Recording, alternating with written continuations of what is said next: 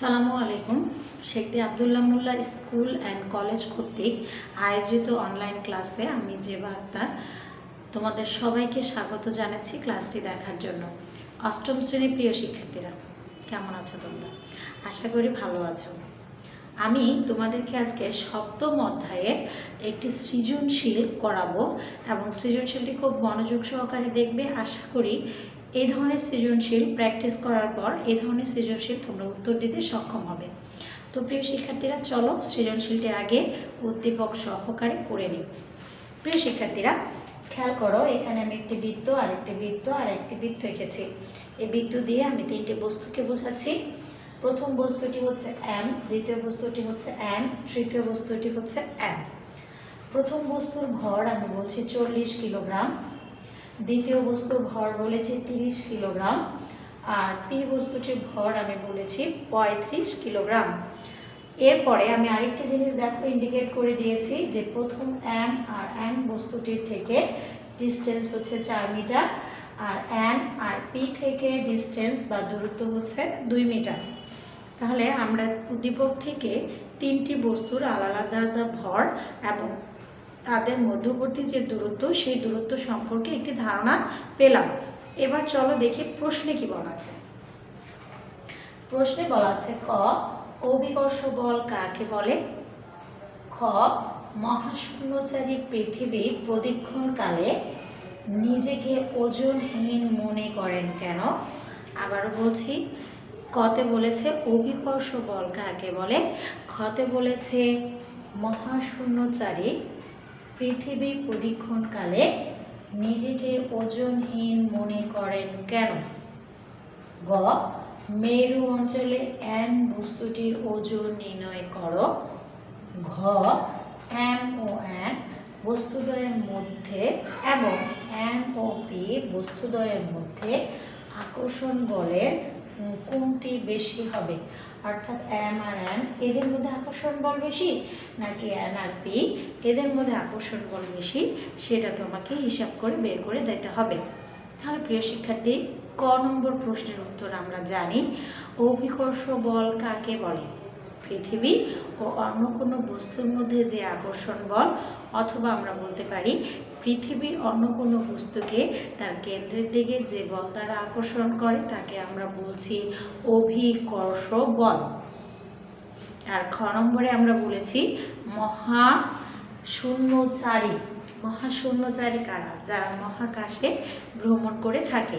এরা কিসের ভ্রমণ করে? মহাকাশ যানে।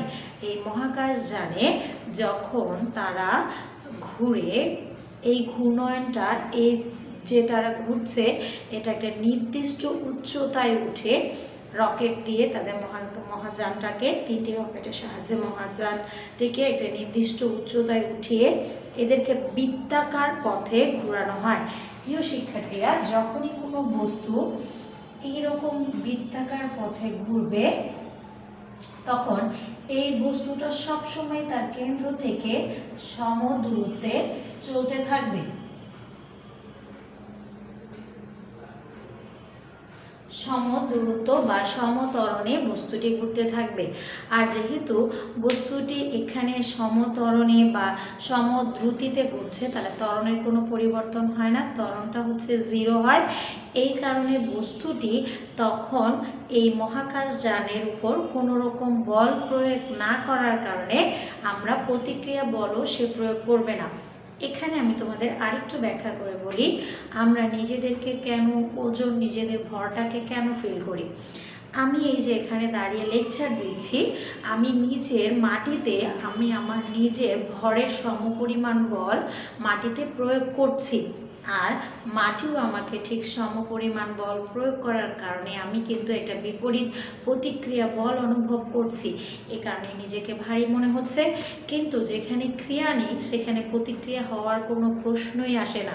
তাই মহাকাশ শূন্যচারীরা যখন বৃত্তাকার একটা নির্দিষ্ট উচ্চতায় উঠে বৃত্তাকার পথে ঘুরতে থাকে তখন সেখানে কোনো ত্বরণ থাকে না এবং মহাকাশ শূন্যটি ত্বরণ থাকে না থাকার কারণে ত্বরণটা হচ্ছে শূন্য এবং মহাশূন্যচারী মহাকাশ যানের তলের উপরে কোনো রকম প্রতিক্রিয়া বল প্রয়োগ করে না। যেহেতু সে প্রতিক্রিয়া বল প্রয়োগ করে না তাই সেখানে সে কোনো ক্রিয়া না করার কারণে মহাকাশের তল থেকে তার উপরও কোনো রকম প্রতিক্রিয়া বল প্রয়োগ করা না হওয়ার কারণে সেটা কি হচ্ছে তোমার তাদের ওজন কি হচ্ছে মানটা অটোমেটিকলি শূন্য হয়ে যাচ্ছে। আমি উত্তরটি লিখে দিচ্ছি বোর্ডে, তোমরা খাতা কলম নিয়ে রেডি হয়ে উত্তরটি খাতায় লিখে নাও।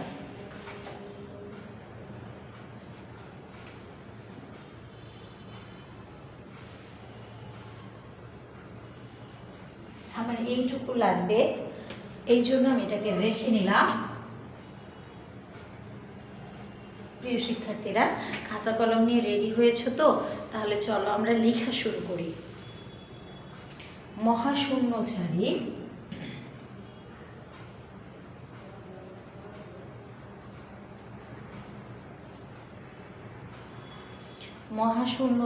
মহাশূন্য যানে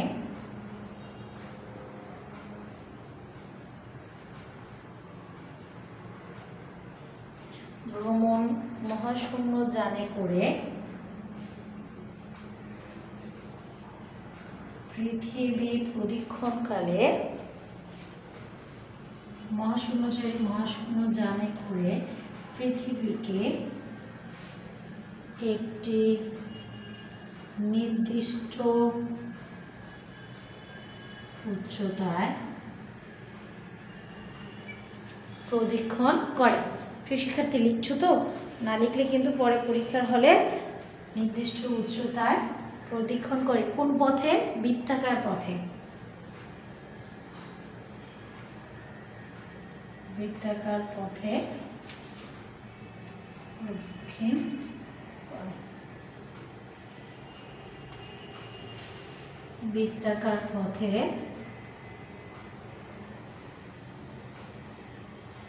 প্রদক্ষিণ করার কারণে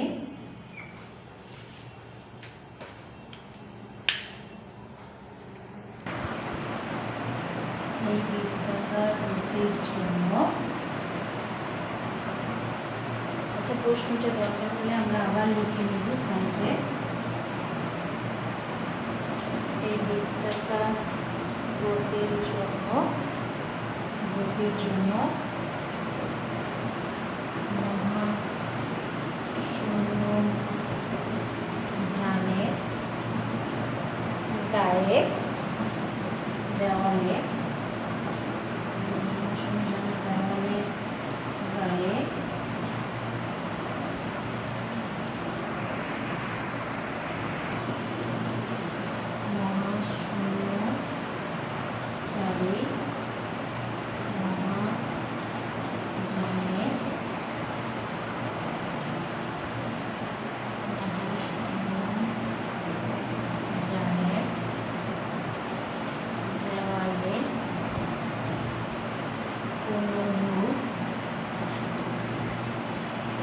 প্রতিক্রিয়া অনুরূপ বল করে না। প্রিয় শিক্ষার্থীরা, দেখো কি লিখেছি। মহাশূন্য যানে করে পৃথিবীকে একটি নির্দিষ্ট উচ্চতায় বৃত্তাকার পথে প্রদক্ষিণ করে। আমরা আগে বলেছি বৃত্তাকার পথে প্রদক্ষিণ করে। এই বৃত্তাকার পথে প্রদক্ষিণ করার কারণে এই বৃত্তাকার গতি, যেহেতু সে বৃত্তাকার পথে করে এই জন্য তার বৃত্তাকার গতির সৃষ্টি হয়।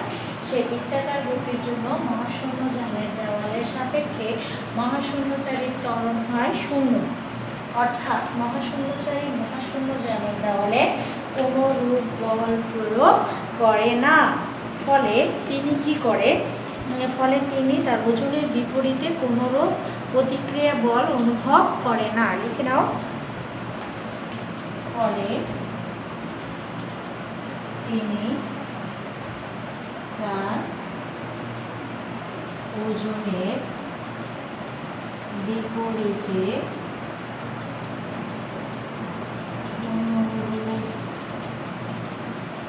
প্রতিক্রিয়া বল প্রয়োগ করেন। এই কারণে এখন যখন সে কোনো বলে প্রয়োগ করছে না, তখন যেহেতু সে এদিক থেকে যে বলটা দিচ্ছে সে বলের কোনো প্রতিক্রিয়া বল তার নাই, তখন তার নিউট্রন ত্বরণ যখন শূন্য হয়, দুইটার মান যখন জিরো যখন জিরো হয়, যখন এখান থেকে প্রতিক্রিয়া বল এখান থেকে প্রতিক্রিয়া বল জিরো হয়ে যাচ্ছে, তখন সে শূন্য, কোনো বলই নেই, আকর্ষণ বলটাই তখন আর কাজ করছে না। তখন সে তাকে কি মনে করে?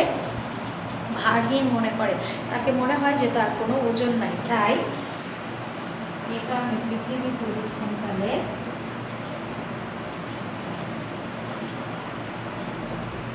মহাশূন্যচারী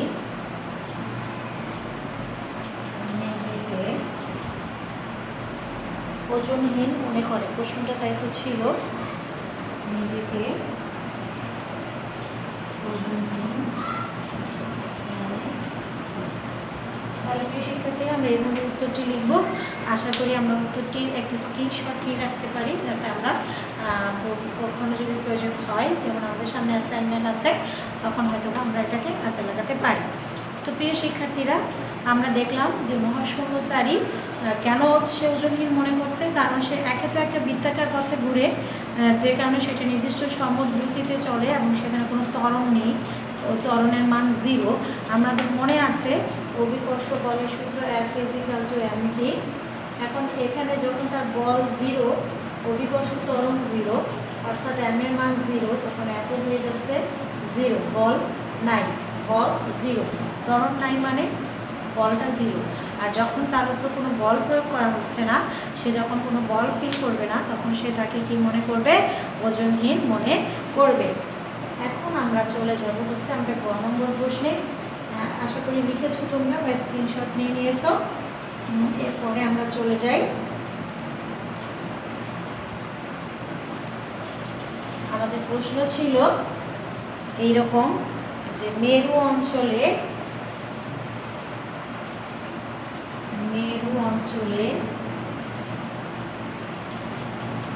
বস্তুটি ওজন,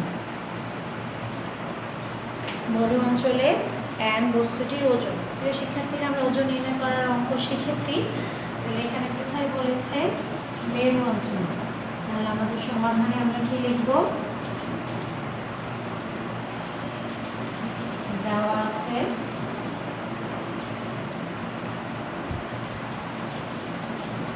বস্তুটি ভর বস্তুর ভর এখানে দেওয়া আছে 30 কিলোগ্রাম।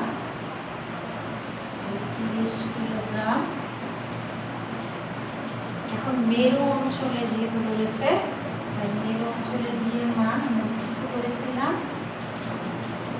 মেরু অঞ্চলে জি = 9.83 মিটার/সেকেন্ড²। যদি প্রশ্নে তোমাদের এই মানগুলো বাংলায় দেওয়া থাকে তাহলে তোমরা বাংলায় লিখবে, আর যদি মানগুলো ইংরেজিতে দেওয়া থাকে সেই ক্ষেত্রে তোমরা কি লিখবা? ইংরেজিতে লিখবে। তাহলে এটা হয়ে গেল। সুতরাং বস্তুটির ওজন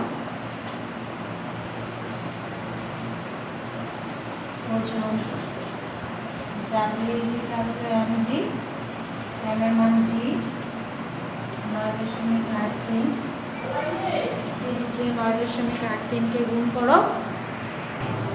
তো প্রিয় শিক্ষার্থীরা, 30 × 9.83 এই মানটিকে তোমরা ক্যালকুলেটরে যদি গুণ দাও তাহলে তোমরা মান পেয়ে যাবে। মান বের হবে 294.9 নিউটন।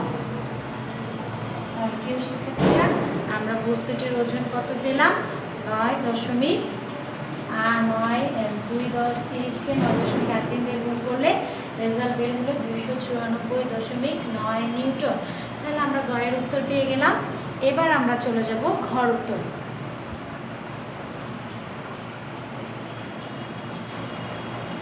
ঘ নম্বর নম্বর প্রশ্নটি নিশ্চয়ই তোমাদের মনে আছে। ঘ নম্বর প্রশ্নটি ছিল এরকম, এম আর এন এবং এম ও পি এই দুইটি বস্তুর মধ্যে কোনটির আকর্ষণ বল বেশি। তাহলে আমি ঘ নম্বর উত্তর যখন লিখব, প্রথমে আমাকে যা যা লিখে নিতে হবে। প্রথমে আমি লিখব এম বস্তুর ভর M1 is equal to 40 kilogram. N বস্তুর ভর M2 is equal to 30 kilogram. N ও Na মধ্যবর্তী দূরত্ব D is equal to 4, এই যে 4 মিটার। তাহলে মহাকর্ষ ধ্রুবক G is equal to 6.673 10 inverse 11 newton metre square per KG square. আমরা জানি আকর্ষণ বল F is equal to G, সূত্র লিখব m1 d স্কয়ার। মানগুলো বসিয়ে দিব।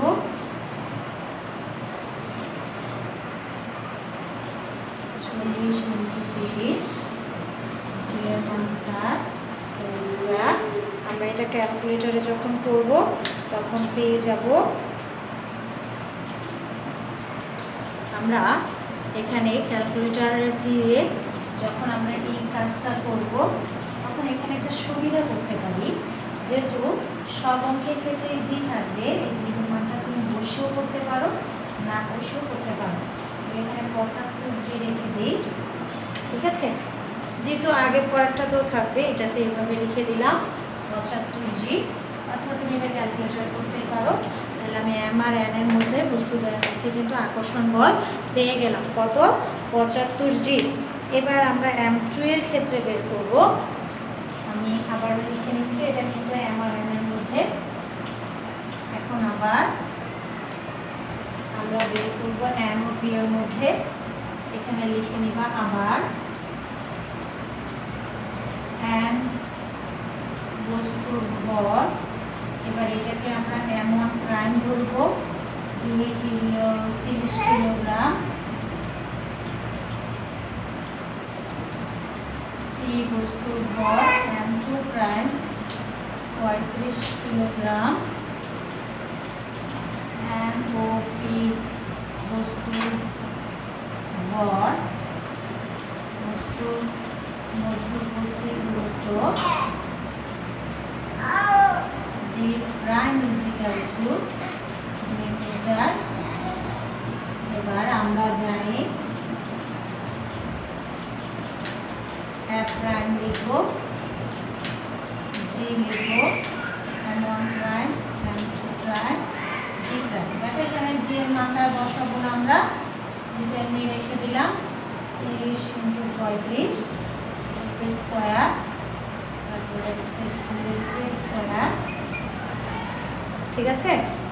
ডি স্কয়ার করার পর আমরা যে মানটা পাবো সেটা হচ্ছে কি, এখানে রেজাল্ট আসবে হচ্ছে 525/2, আর এখানে যেটা কোন অবস্থায় থাকে তার মানে 525g/2।